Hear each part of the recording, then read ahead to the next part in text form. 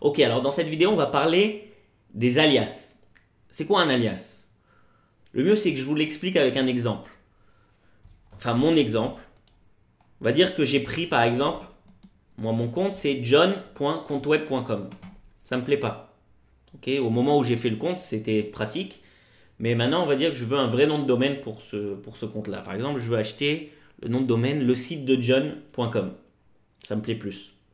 Donc, je vais créer un alias. Je vais acheter le nom de domaine. Donc, j'irai sur mon espace client. Ici, j'achèterai un domaine. Ou ailleurs. L'important, c'est au final, si vous l'achetez ailleurs, de le faire pointer sur Windows. Mais on va dire que j'ai acheté le site de John. Vous l'avez acheté. Le site de john.com, il est à vous. Donc, vous allez aller dans le cPanel, à alias. Et là, vous avez un seul champ. Vous allez écrire, par exemple, le site de john.com.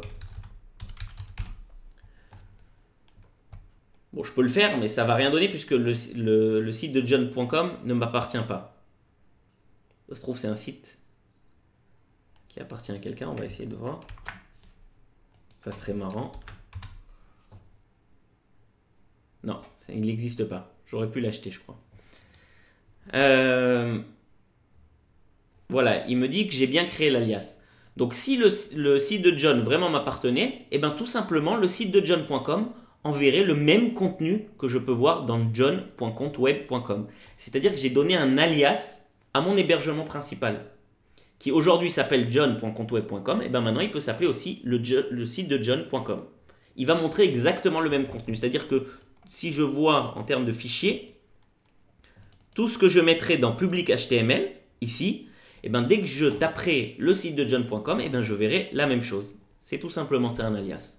On a donné un alias, c'est-à-dire un nom, un surnom, à notre domaine principal. Voilà, ce que j'ai donné comme exemple, c'est si vous n'avez pas acheté un nom de domaine, vous en voulez un autre. Alors, il peut y avoir plusieurs autres exemples. Par exemple, quelqu'un qui achète un nom de domaine en .com, il l'a appelé .com et il veut que son .net, .org, eh ben, il montre la même chose. Donc, il peut créer un alias. Et au final, quand on tapera le site .org ou .net, eh ben, il montrera le même contenu qu'il y a dans le .com. Voilà, c'est tout pour les alias.